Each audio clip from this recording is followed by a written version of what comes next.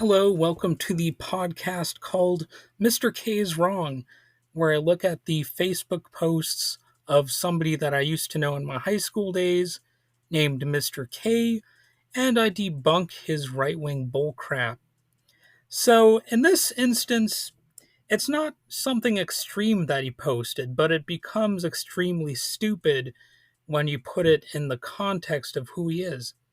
So, it's a quote that was posted on Facebook by a MAGA extremist, and I want to recontextualize it by noting all the ways in which it's hypocritical for a right wing extremist to present the view in question. So, the quote that he posted is: if you have to be persuaded, reminded, pressured, lied to, incentivized, forced, bullied, socially shamed, guilt tripped, threatened, punished, and criminalized, if all of this is considered necessary to gain your compliance, you can be absolutely certain that what is being promoted is not in your best interest. And the quote is apparently by somebody named Ian Watson. So there's a lot of hypocrisy in a MAGA slash right wing extremist posting that.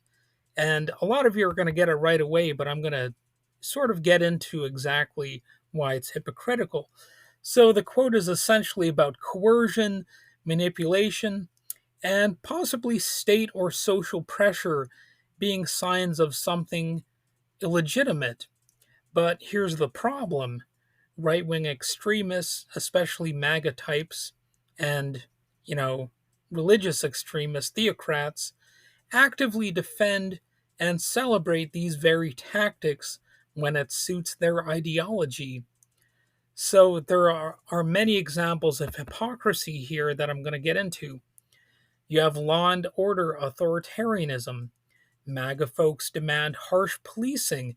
They even celebrate it sometimes when people get killed by police or when police run into people with their police cruisers and stuff like that. They want longer prison sentences and more criminalization. They cheer when protesters are beaten, immigrants are jailed, or people are threatened with punishment for dissent. That's literally coercion, force, threats, punishment, and criminalization. And then, of course, they are in favor of culture war coercion.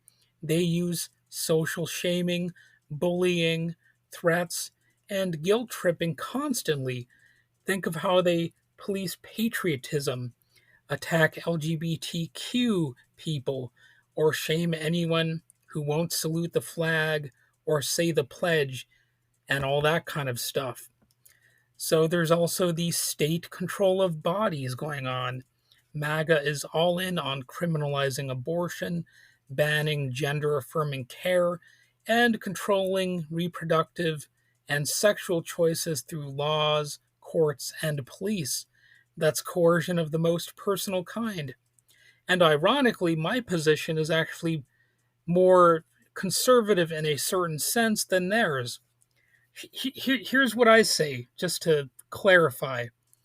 If a if a child, their parents, and their doctor, they all want a child to graft deer antlers on their child's head, I don't care.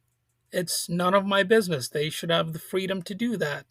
That is in many ways the conservative small government type of argument when it comes to that sort of thing. You know, of course, the deer antlers thing, that's like an exaggerated joke or whatever, but you get the idea. If a parent and their child and the doctor want to do any sort of treatment on the child, and they all agree it's all consensual and all that kind of stuff, then they should have the right to do it. It's none of my business, frankly. That's, I mean, sure, people could always try to debate the merits of literally anything on the planet, but when it comes down to it, I really don't care. I actually have a more small government view on that sort of thing than the far right does. So the propaganda and lies angle, what about that?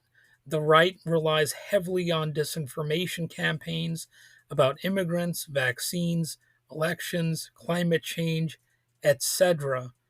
So when they complain about being lied to as a method of compliance, they're describing their own strategy. And think about the lying about Haitian immigrants in Ohio eating cats and dogs and stuff so they could demonize them. And think about Marjorie Taylor Greene claiming that Democrats have weather control machines and they're the ones plotting the existence of hurricanes and tornadoes supposedly against red states and shit like that. These people are lunatics and they're liars. Just as importantly, they're lunatics and they're liars. They just make stuff up. So that should all be disqualifying. And if this quote that Mr. K shared on his Facebook page was something he genuinely believed in, well, he would not be a MAGA moron, you know? So it's very strange, actually, for him to share that quote because it is actually a good quote.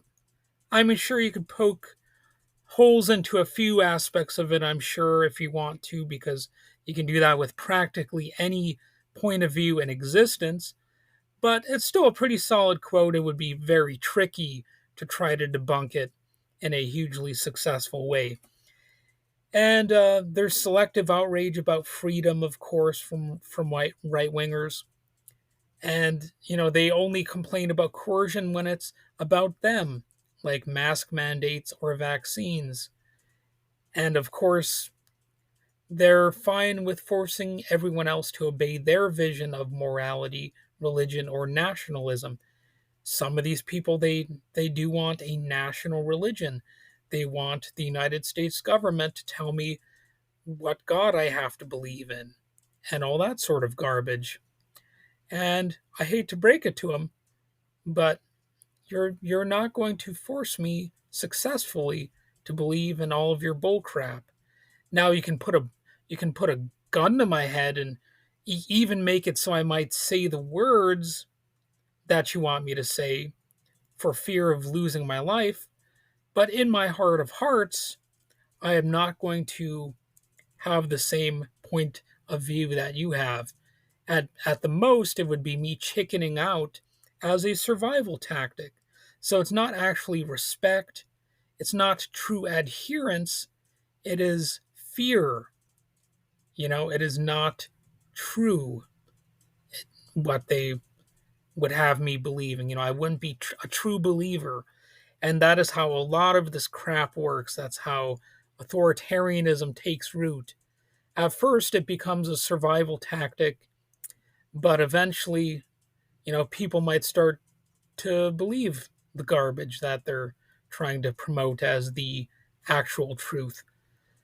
Fortunately, not everyone buys the message that they sell, but at the same time, we're being further led down this authoritarian path. And for a MAGA extremist to parade this quote as laughably hypocritical, they're endorsing the principle when it can be used against liberals or anyone they would call liberals or the left or science, but they're fine with violating the premise wholesale in their own program of authoritarian social control. So, a real freedom loving perspective sharpens the contradictions even more. Think about the true point about coercion. The quote isn't wrong in principle. If power requires lies, threats, or force to get compliance, it's not serving people's interests. That aligns with major critiques of the state, of capitalism, and institutional authority in general. But it's incomplete. When the quote is shared by right wingers, they assume there's some pure form of persuasion that would make authority wholly legitimate. But coercion isn't an exception, it's the baseline, especially for worldviews like theirs. Every hierarchical system, government, police, corporations, etc., ultimately rests on coercion punishment, and threats. The issue isn't just when it's excessive, it's baked into the structure. So you, at the very least, need some strong checks and balances. And MAGA's twisted use of the quote is just laughable. For real freedom lovers, the hypocrisy is double. MAGA complains about coercion from so called liberal elites while cheering on coercion from cops, bosses, borders, and prisons. They're not against coercion, they just want their hierarchy to be doing the coercion. And it's a real missed target because a real freedom lover would say if you really care about resisting being lied to, bullied, punished, or criminalized, you shouldn't be fighting mask mandates or vaccines. You should be fighting the entire machinery of oppressive state power, surveillance, militarized policing, wage labor, and capitalist exploitation, especially when there really is not a true capitalist system, because, contrary to the myth making, the system is not just people out there freely making all their decisions under no duress or anything like that. The capitalist system is actually a vast legal system. It is a global system, and because it's a legal system, practically every decision, every step of the way is being made under some sort of legal threat or under an actual legal punishment, because that is actually the nature of the system. It protects things like private property, intellectual property, and frankly, it just establishes the whole existence of corporations and the dominance of business on a global scale. So don't let people on the right or even liberals, and yes, even some leftists, convince you that this is all just people making free decisions, that there's a magical invisible hand guiding us gently where to go. No, that there is state coercion, there is legal coercion every step of the way, and anyone who tells you differently is bullshitting you.